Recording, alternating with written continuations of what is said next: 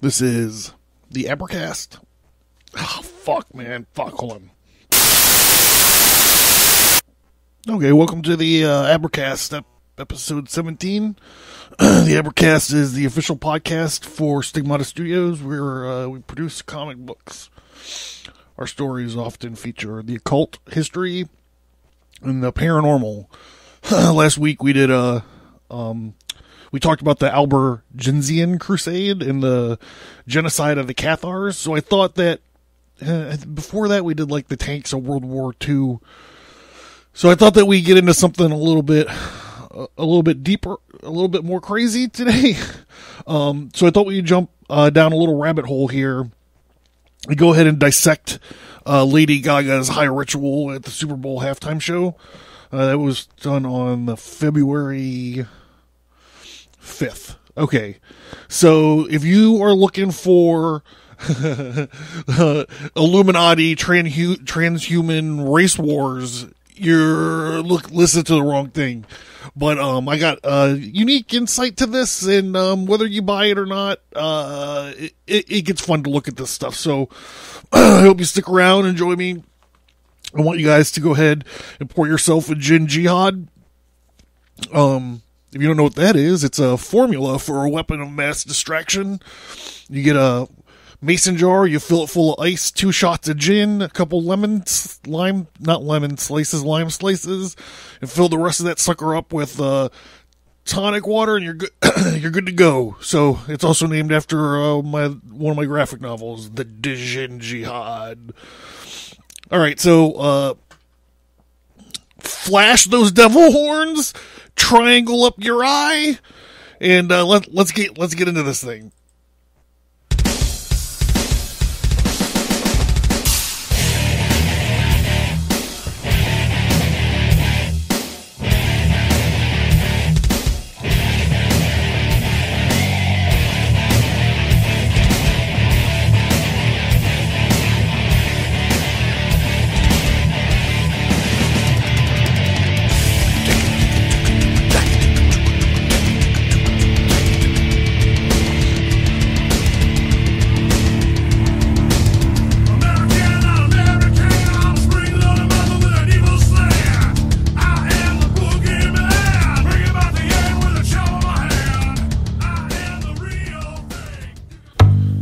Okay, so cremate your care, pray to the ancient owl god Moloch, and let's get ready to go.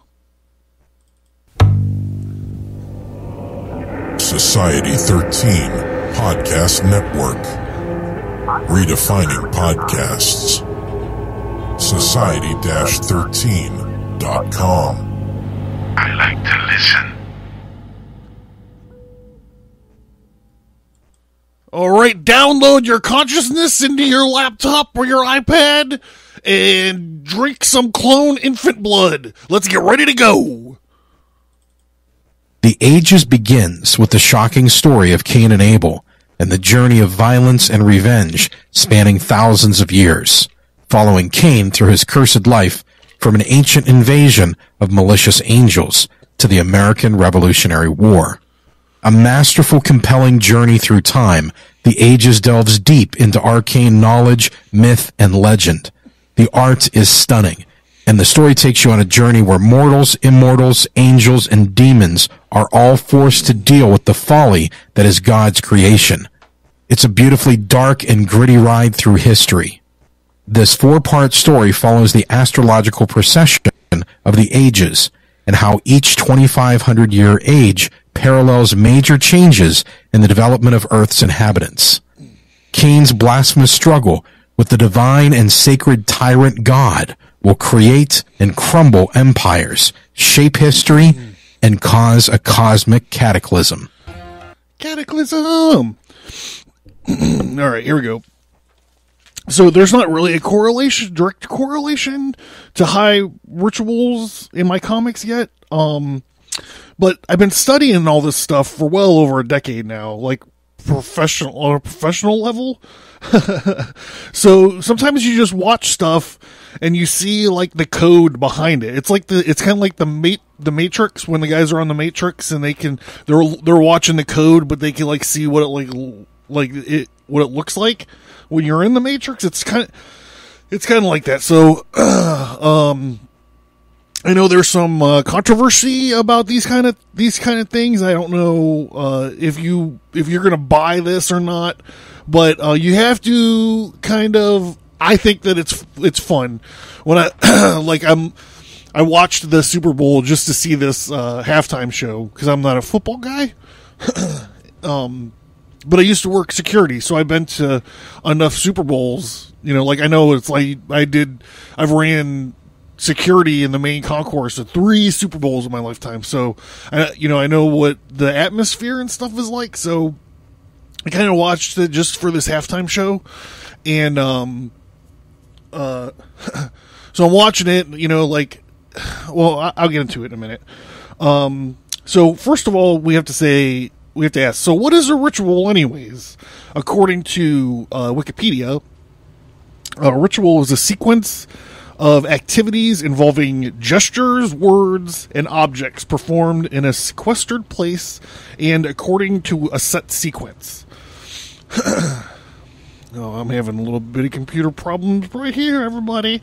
So, some things that are like rituals, you think they're weird or whatever, but like different rites of passages, baptisms, sacred cleansing, like when you got dunked when you were a kid, or you got sprinkled, whatever you're talking about. That's a ritual. Coronations, like any kind of like king or queen when they sit on the throne with that rock from Scotland, the magic rock from Scotland is like underneath their chair, like that's a ritual. And like communion's a ritual. When you step back, when you think about these things and you step back and you're kind of like looking at them, they could get weird real fast. Think about communion and like what it means. And I kind of touched on this in the last episode, but like you're running through like this this ritual. You're running through like this mock thing about like eating your dead god. On the best case scenario. The worst case scenario is you actually believe in transmutation or transubstantiation, and once it gets in your belly, it actually turns into the meat from your dead god, which is really weird. So, that seems a little dark. We're going into a little bit dark. So, but yeah. So these things get weird when you look at them, and you kind of try to divorce yourself culturally from it. Like the eating the dead god thing is, it's just weird.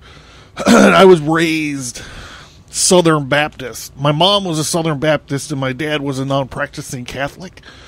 So yeah, we're eating dead gods all over the place. So the next question. So who the heck is this Lady Gaga anyways? And my answer to you is, what are you, living under a rock? Like, I don't pay attention to pop culture for the most part, and I still know who Lady Gaga is. I think it's pretty unescapable. But, without getting, like, personal, she's this real super popular recording artist who is known for doing weird music videos and also these weird rituals. At the VMA a few years ago, she did like a blood sacrifice where she like hung herself, and also like she wears like meat clothing. I don't really know what that's all about, but another thing just to kind of keep in mind, like to kind of put in your pocket about this woman, is that she like hangs out with Maria Abramovich, who you might know from the John Podesta Pizzagate thing. She's the magic user that's running around doing all this spirit cooking fiasco.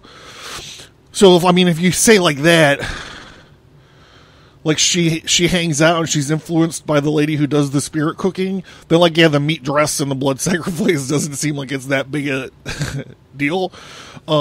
But yeah, so this is like, that's the kind of like group, that's the kind of set she rolls with. So, the last kind of prerequisite element that we should talk about before we get into the actual halftime show itself is this witches' sabbat called Imbolic. It's usually observed on February 1st or 2nd, sometimes on the 31st, but because it was the Super Bowl, I believe she just did it on the 5th. Or we need to just open ourselves up to the idea that she did it on the 5th. So Imbolic says it's the first sign of spring.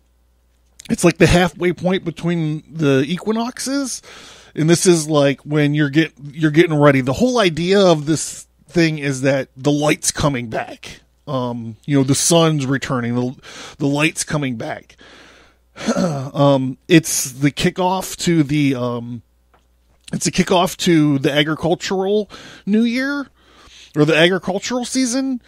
This is back in the old days before the Christianized world and the Western world was full of pagans, people that worship nature and all this, is that the New Year was actually the spring. The New Year, because that makes sense, because it's like the world is dying while it's the winter time, and then the spring is like when the new life comes along, and that only makes sense that's when New Year was observed for hundreds of thousands of years. It wasn't until the church came and changed it to correspond with Jesus's birth, but actually, it's funny. This is where April Fool's comes from, because after the church made the New Year, after they changed where the New Year lined up, a lot of the pagans and stuff didn't go for it, and they still celebrated New Year's in the springtime, and they were called April Fools. It was a way to like psyop them till they were like pagan shaming them for calling them April Fools. I just saw that. So, a lot of the things with Imbolic is it's actually all about the coming of the light, the returning of the spring. One place that I found called it the crone. It's the time that the crone returns to become the maiden,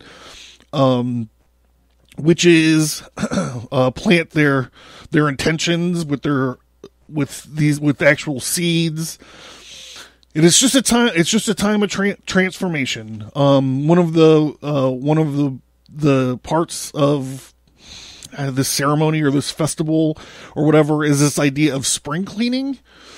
So it's just like opening up these doors to like let the light's about to come in, and like it's about to like sweep out, the filth you've been living in all winter. So I thought it was fascinating that the idea of like these open doors is a thing. And we're going to get into this ritual in a minute, but it started with like that huge door opening on the stadium. But yeah, it's preparing to move to another space. Another thing is like bonfires. We'll get back to the bonfires. And another thing is Crystal Mass. And Crystal Mass has all to do with, Candle Mass, not Crystal, Candle Mass. And it has all to do with like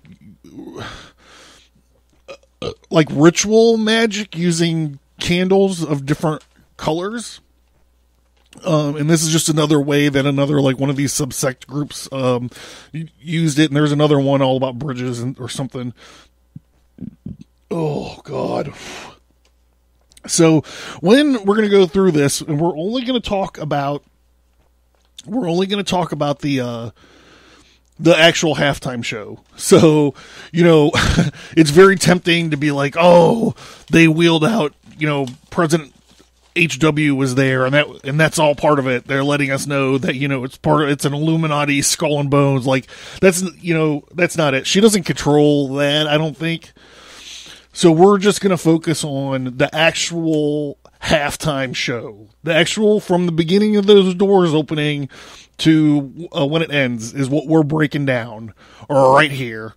right now. So, I hope you guys are with me so far, and I hope I didn't bore you with Imbolic, but these are just things I know. I've been married to a Wiccan for years, so I'm familiar with this. This is why when I was watching these this thing, I was like, oh, I get it. So here, just hang tight with me. I'm gonna go get. Hold on.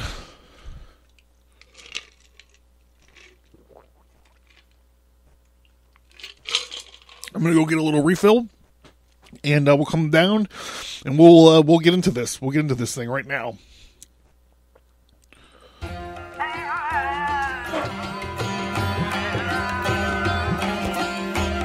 Stigmata Studios presents The Scorpion Strikes. In this comic book, a terrorist called the Scorpion is transported to a secret CIA prison. He quickly turns the tables on the guards and administrators and releases the prisoners. A well-armed anarchist called Constituent Zero assembles a team and fights to take the prison back.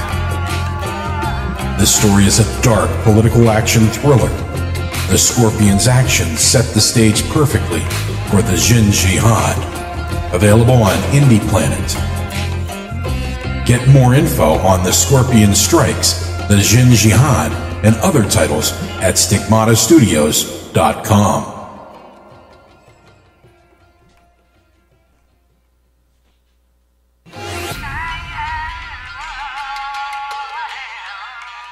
Stigmata Studios presents The Jin Jihad.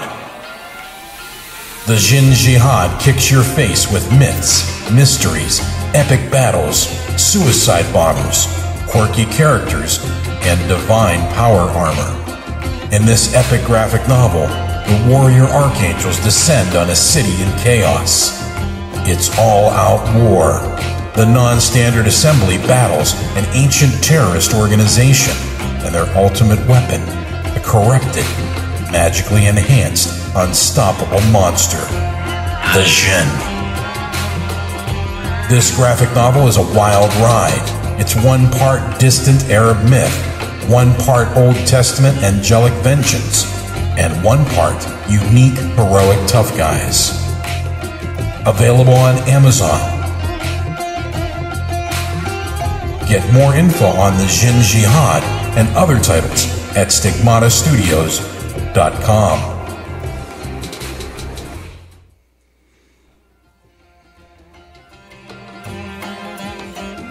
Stigmata Studios presents The Test of the Scorpion.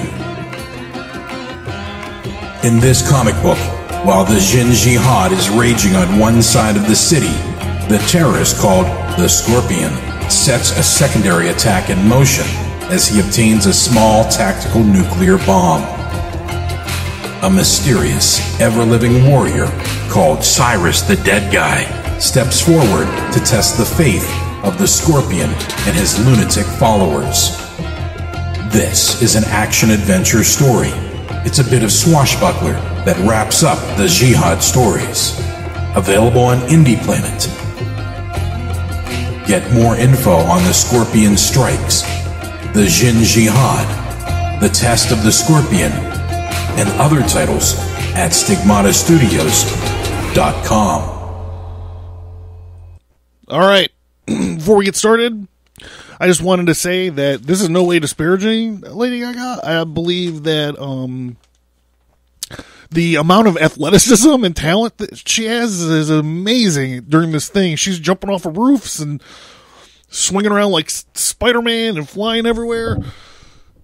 And it's one of my kind of guilty pleasures is I actually like a couple of her musics. So there's that. And I think that she's hot. So,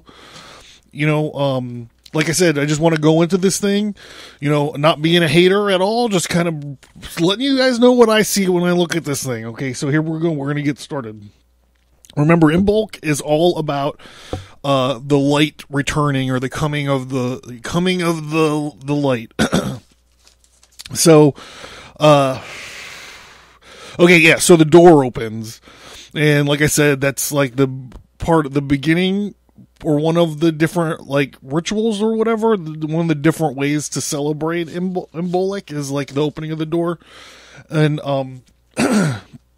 and then we start out with Gaga, and she's all in her androgynous mode, like she's got like super short hair and like these big bulky shoulders, and the androgynous thing is another aspect of that is hermaphroditism. Like in my comic The Ages, I have like a flashback to the Garden of Eden, and I used like the old Kabbalah or Kabbalistic kind of ancient Hebrew story where Adam and Eve were born when they were created. They were actually the same being, like a being with 4 arms and 4 legs and 4 eyes and 2 mouths and 4 nostrils and 4 ears. Like the thing in it, the being was kind of like too powerful, so he had to split it up. So we got to get like the flip side of the same coin here. It's just like in the first Prophecy movie, where the guy's talking to the detective or whatever, and he's explaining how the angels have both sex organs, and he's like, well, lucky. Well, that's pretty lucky. And he's like, not really, because usually biologically neither of them work. You wind up being like sterile. So you get this idea of like this androgyny kind of leads to this hermaphrodite idea.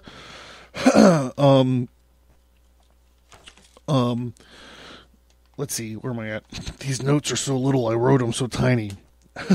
Okay, so she's singing God Bless America. She's standing up there, and the words that she's singing is, she's like, stand beside her and guide her through the night with the light from up above. So it's nighttime out, and she's looking up, she's pointing up to the sky, and she's saying, like, look after, this land of America with the light from up above. So it's like literally right off the bat, she's talking about this light. She's talking about like the sun. She's referring to the sun. And that's when all those drones come up. And the drones come up and they're all lit up or whatever. Well, this is like echoing once we get inside the stadium later on in her performance. Like these idea of like these little handheld lights come out, and they remind me of candles. So like this whole candle mass idea where they're doing this ritual magic with the different color candles and stuff. This ancient like weather divination.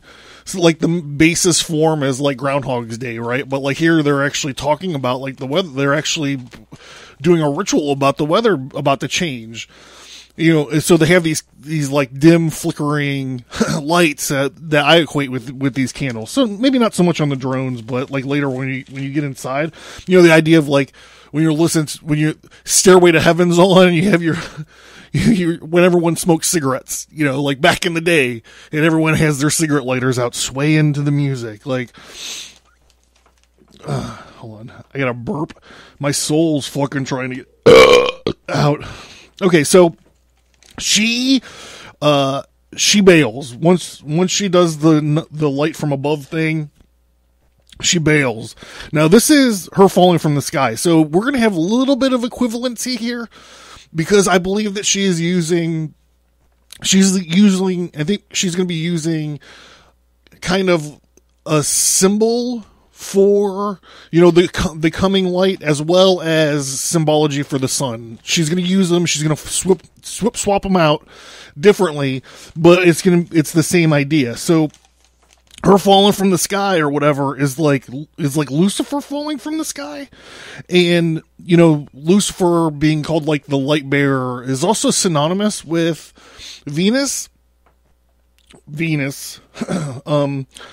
And the reason, well, I'm going to get into that in a minute. But so, like, Lucifer is another name for Venus. Venus is another name for Lucifer. So her falling from the sky is like, it's like miming or like echoing Lucifer falling, but it's also echoing. It's also about the beginning of like wintertime. So this whole thing is just like, it's going to walk us through. So once she starts falling, you can tell she's falling because she's like wiggling, like she's whoa, and this is the first time we get to look at the actual stage. Now the stage, you see, it has like its squares. So if you guys remember back to my talk with Robert Sullivan, I said that like whenever I see the checker floorboard, my ears perk up. So this was close enough to get me to like look at it. Even though it never turns checkerboarded, it's just squared off like it's checkerboard. And then also there's these two towers, I believe, probably like the two pillars, Boaz and Yakin from the Temple of Solomon. This is symbolic pillars. Actually, I have a character, a stone golem, who was built, named Boaz, who's the strength stone. And these stones, they're like the kingly powers and the priestly powers, and they're like, they hold up the vault, like they hold up the sky going into Solomon's temple. And, you know, in Solomon's temple is where you see like the black and white checkered boards too. And everyone's going to be like, oh, you're talking about the Masons. And like, just because the Masons use this thing doesn't mean it's Masonic. Like, they got this shit from somewhere too. So I'm talking about King Solomon. You can keep all your Mason shit over there. So it's odd that they have these two pillars, and when she comes down from the sky, she comes down on one of them. And, I don't know if I made a note about what song she's singing or whatever. No, we just see the floor.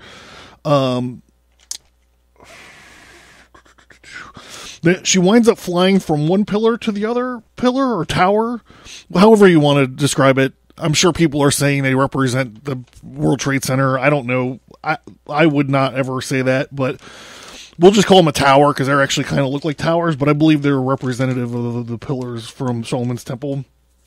And when she's flying from one to the other, she actually says she's going to get him hot. She's going to show him what I got. So it's like, this is the first kind of inkling that she's like manifesting like Helios, or like the idea of the sun.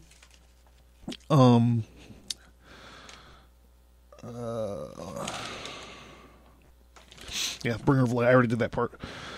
Okay, so so she's singing Poker Face, and I'm like, what's that song all about anyway? I just assumed it was about a blowjob. I don't know how close I am on that. I don't know. If you guys know, tweet me. Let me know. I don't know.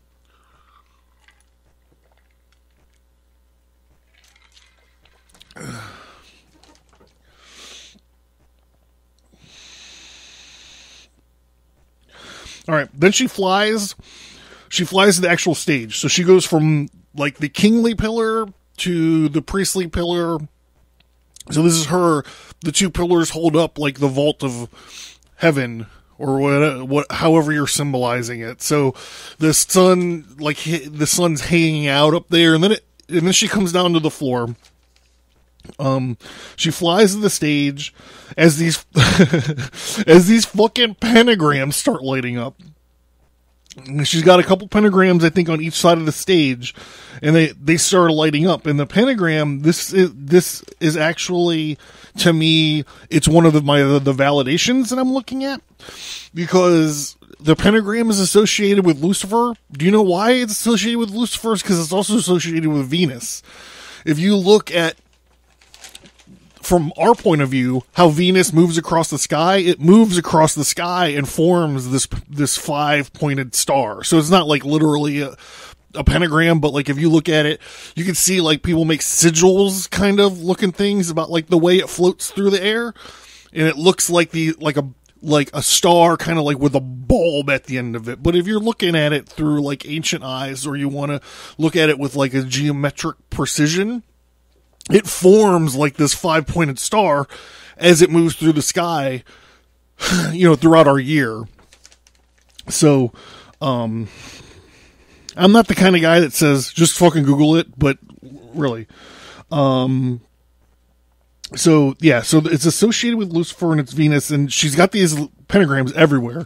And later on, they have these pentagrams shaped like a bat symbol, but it's got the star, the 5-pointed star, and they just have them like rolling over the massive crowd, just projecting this light of this star just zooming across the crowd as these neon 5-pointed stars are blinking and caught on fire. Okay, so the song "Born This Way" comes up. This is the political part. This is the political portion of the show. She finally gets her hair down. She's looking a little bit more feminine. And there's totally open fires going on in the Imbolic part of the podcast. I said that there's bonfires are associated with this. I imagine if you're gathering in like the pagan times, you would want to have a bonfire any time. But that's just me. Hold on for 1 second. Come on, get down. Witchcraft, voodoo. All right, so yeah, she's getting a little bit more feminine now, and then "Stop Telephoning Me" comes on, and she goes over to one of the pentagram stage parts, and as she's singing, she grabs this silver like scepter with like this starburst thing on it. Like when you look at shitty, when you look at shitty carpet or used like shitty carpet ads, and they have like this starburst, and like in the middle of it, it's like 69% off or whatever it is. Like she grabs this thing and she's dancing with it. It's got like this starburst thing on the top of it. So I just thought that was worthy of note. Because we're kind of like, we're talking about stars and stuff. So I thought that was interesting.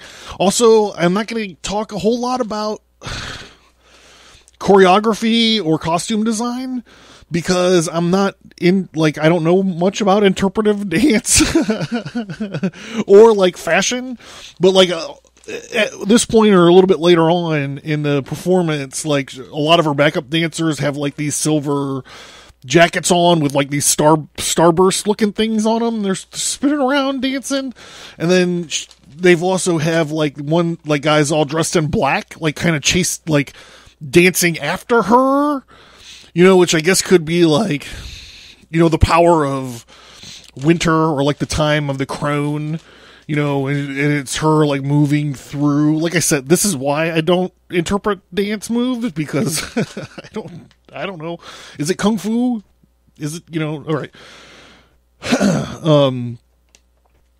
Spotlight. Okay, so here's the flashing shapes across, and then like all of a sudden, like it seems like everybody in the whole stadium has these dim flickering different color flashlight, like I know they're not lighters that people hold up, but that's what it reminds me of. Or like candles with like the cups over them to keep the wind off of them, but they all have them, and they all start like it's all like choreographed. Oh, what's the time? It's time to get ill.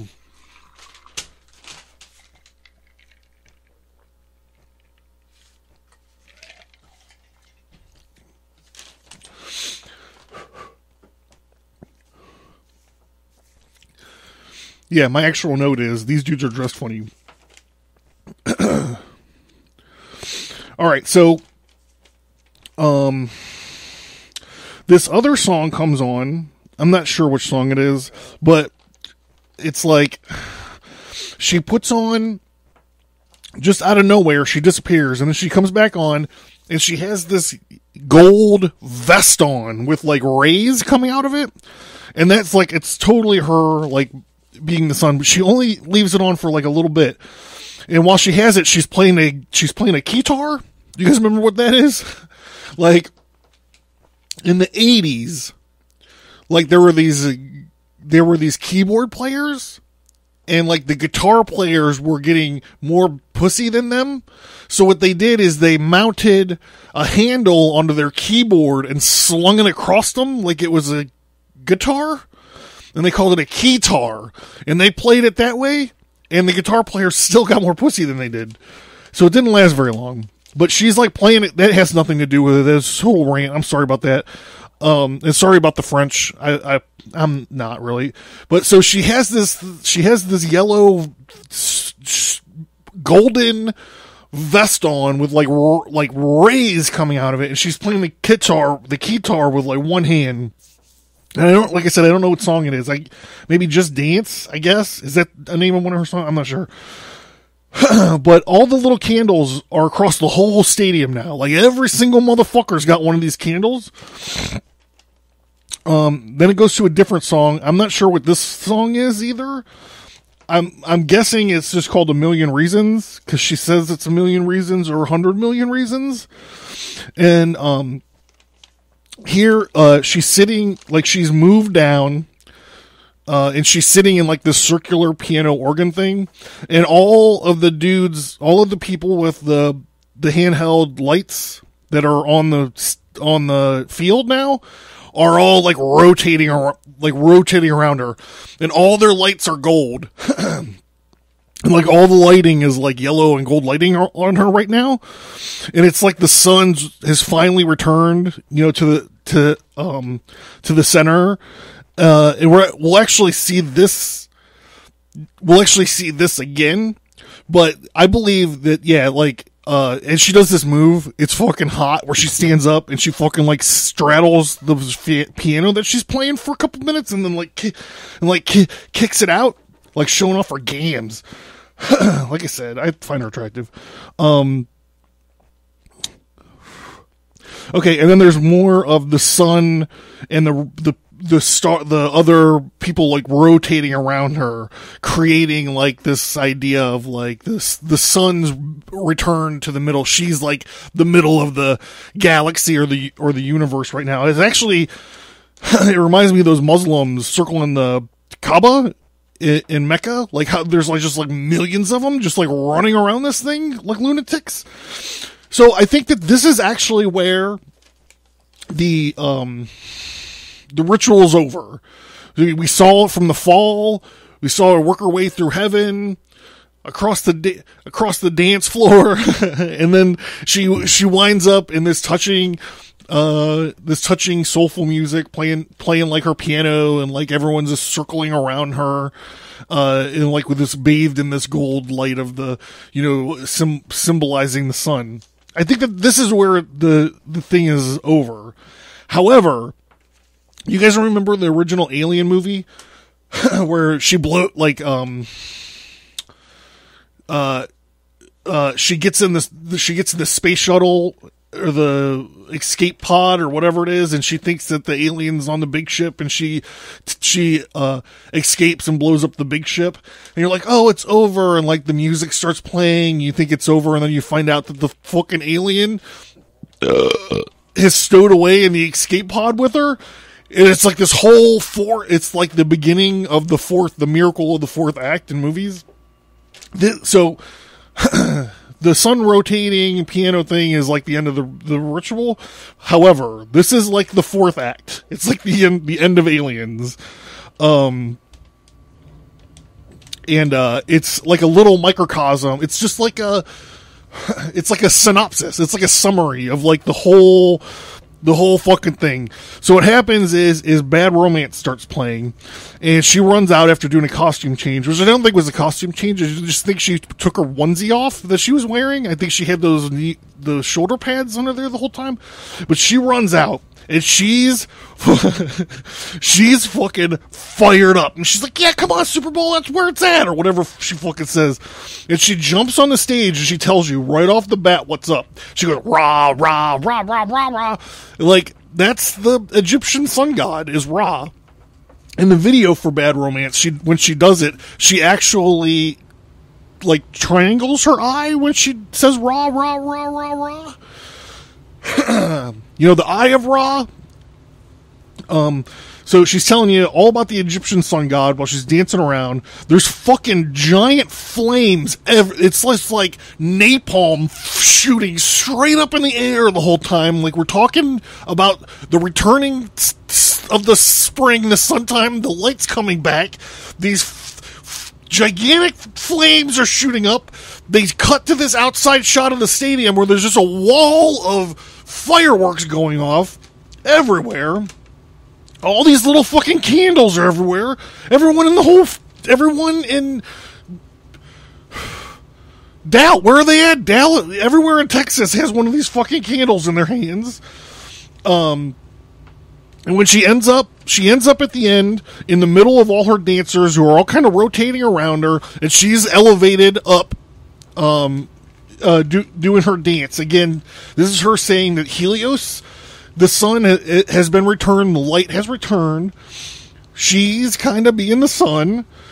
And then the coolest geeky magician part for me is at the end where they're like dancing all the way up to like the edge of like this stage. You can't really see what's underneath them, but she stops and she drops the mic, which isn't the magician geeky part. But the idea is she's like, Super Bowl 51 or what? I think that's what she yells. And someone throws a football into the air and she jumps off and catches it, falling off camera, restarting the whole cycle all over again. This is letting her know this cycle never stops. Like, she just, is just moving. It'll eventually move back into wintertime again, and we're going to have to do this whole fucking thing next year to bring it back. So that's what I saw when I watched this halftime show. I know it's not as fancy as transhumanism and race war and the Manson family, but to me, this is interesting. If you like the show, I would love it if you were to share it. If you want to support the show, I'm not going to sit here and talk to you about fucking Blue Aprons and all this shit. Like, if you want to support the show, the best thing to do would be buy a couple comic books. You go to stigmatastudios.com. You can find some graphic novels there that are also on Amazon, or you can find some smaller comics over there on Indie Planet. All the links are on the website. I imagine listening to this doesn't make you want to go and buy razors or fucking try on new underpants. So why would I bother doing that? You know how to support the show. You know how to support me. You can sign up to the newsletter. I'm not as active with the newsletter as I used to be, which is probably good for a lot of people that are on the newsletter. But I like to get on there and shoot you guys some stuff every now and again. You can find me on Facebook, Stigmata Studios. You can find me on Instagram, Stigmata Studios. You can find me on Twitter at JONNYAXX. Like I said, stigmatastudios.com is probably the best place to find me and all my stuff. You can check out my other podcast, I do a monthly podcast called Red Horse Radio with a horror author and Nelson W. Piles and a comedian named Melanie, Tempting Melanie. If you guys are looking for how to follow this fucking mess up, you want to find some more podcasts, you can go to society-13.com. We have Prog Rock, Prog Watch with this Prog Squatch. It's all about the prog music, the modern prog music movement. You can find Dangling After Dark if you're into porn. Other gentlemanly like items are discussed on the Caveman Mafia. The whole Caveman Mafia podcast network actually is over there. You can find, if you're looking for stories, you can find the Ninth Story podcast. You can find The Lift, which is a podcast with dramatic storytelling. The Wicked Library, which is also it's awesome. It's like Tales from the Crypt, but in your ears. And awesomer. Yeah, so we got a lot of stuff to listen to over there. Queens of NC-17. It was like my illegitimate child full of 3 foul-mouthed, dirty chicks reviewing horror movies. So you go find them, and yeah, I'm sure I'm missing a bunch of shit too. Kettle Whistle Radio. You can go find David Fairhead over there, David J. Fairhead.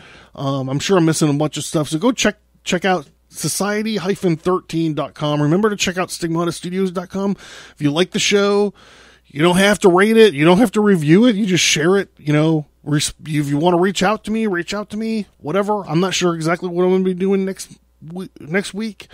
So sorry, I can't drop a tease. Yeah, so there you go. Thank you, everybody. I hope my magic formula has served you well.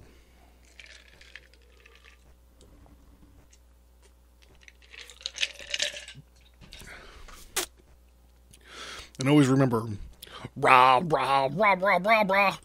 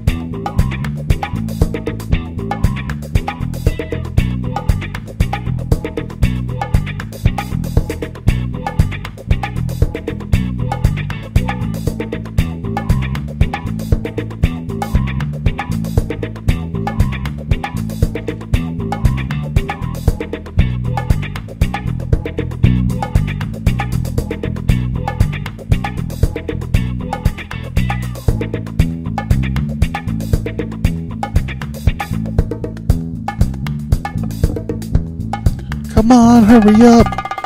I gotta go watch Doctor Strange.